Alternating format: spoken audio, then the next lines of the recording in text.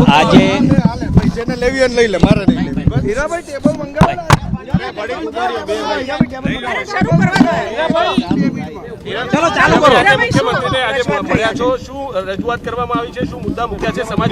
આજે સૌરાષ્ટ્રના 15 ધારાસભ્યશ્રીઓ, 3 સાંસદો, કેબિનેટ કક્ષાના મંત્રી શ્રી કુંવરજીભાઈ બાવળિયા, રાજેશભાઈ ચુડાસમા, કેન્દ્રીય મંત્રી નિમુબેન સહિત 15 ધારાસભ્યશ્રીઓ અને મારા મોટાભાઈ પરસોત્તમભાઈ સોલંકી સાહેબના અધ્યક્ષસ્થાને મુખ્યમંત્રી સાહેબ સાથે એક મુલાકાત કરીને એક આવેદનપત્ર અમે આપ્યું છે. અને એ આવેદનપત્રમાં સ્પષ્ટપણે કહેવામાં આવ્યું છે કે જે ન્યાયની વાત છે, અમારે કોઈ સમાજ ટુ સમાજ પ્રત્યે કોઈ આ પ્રશ્ન નથી, સમાજ વર્સિસ સમાજ કોઈ છે નહીં, કોઈ રાજકીય પ્રશ્ન નથી. પહેલી વાત આપના માધ્યમથી કહેવા માગું છું કે લોકો જે વાત કરતા હોય આપના માધ્યમથી હું આટલું સ્પષ્ટ કહી દઈશ કે કોઈ રાજકીય આ પ્રશ્ન છે નહીં, કોઈના પર દાવ લેવા જેવી વાત છે નહીં. નવનીતભાઈને ન્યાય મળે અને સાચી દિશામાં ક્યાંક એવું લાગે છે નવનીતભાઈને કે ભાઈ આ સાચી દિશામાં તપાસ નથી થઈ રહ્યો અને એના કારણસર આ તપાસ થવી જોઈએ અને આ તપાસ બીજા કોઈને સુપૃત કરે, ડીઆઈજી લેવલે તપાસ થાય, એસઆઈટી બને, એના માટેની એક રજૂઆત થઈ છે. અને સંપૂર્ણપણે આ ન્યાય અન્યાયની લડાઈ છે, અસામાજિક કોના સામેની આ લડાઈ છે. એટલે કોઈ સમાજ અસામાજિક હોતો નથી, પણ વ્યક્તિ જે અસામાજિકો છે એને દંડ આપવા માટેને આ કાર્યવાહી કરવા માટે આખો સમાજ અમારો એક રીતે થયેલો.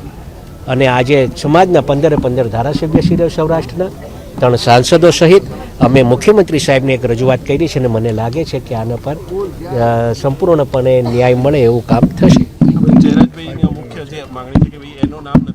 જયરાજભાઈ હશે જો આમાં તોમતદાર, તો જયરાજભાઈ બી આવી જશે. જે તોમતદાર હશે, જે વાસ્તવિક, અમે કોઈનું નામ લેવા માંગતા નહીં, પણ ક્યાંક ને ક્યાંક એવું લાગે કે કદાચ કોઈક આમાં વ્યક્તિગત કોઈ સંડોવણી જેની હશે એ વિઝ્યુઅલ તપાસવામાં આવશે, કોલ ડિટેલ્સ તપાસવામાં આવશે અને એમાં પછી જે કોઈ દોષી હશે એના પર કાર્યવાહી કરવામાં આવશે.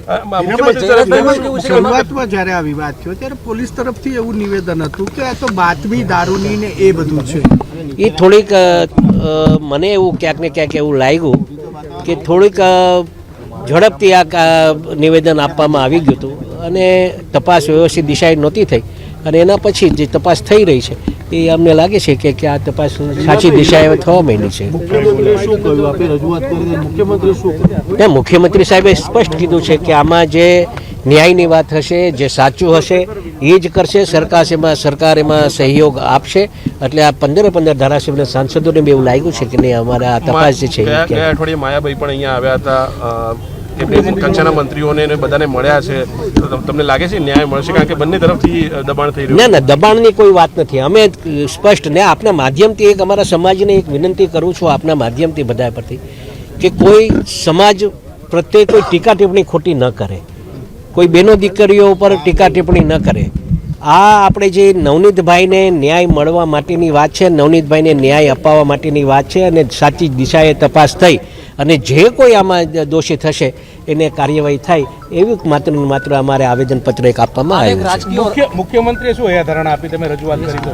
બસ સાહેબે એ જ કીધું છે કે સાચી દિશાએ તપાસ થશે અને આમાં કોઈ રાજકીય, બીજી વાત એક કરું, કોઈ રાજકીય દાવપેચ આમાં લેવા માંગતા નથી. જે કોઈ મીડિયાના માધ્યમથી ઘણીવાર મેં આમાં જોયું છે કે હીરાભાઈને આનો વાંધો છે, હીરાભાઈને આના સાથે વાંધો છે, તો એવું બિલકુલ બી નહીં, બિલકુલ બી છે નહીં. ને ક્યારેય આવા દાવપેચ લેવા માટે હું ક્યારેય કામ કર્યું નથી ને આ ભવિષ્યમાં બી ક્યારે આવું કામ કરીશ નહીં. માત્ર ને માત્ર આ તો ન્યાય અને અન્યાયની લડાઈ છે અને અમે માનીએ છીએ કે જે લોકો સાથે આ બનાવ બન્યો છે એને ન્યાય મળે એ માટેની જ આ સંપૂર્ણપણે વાત છે. Thank you.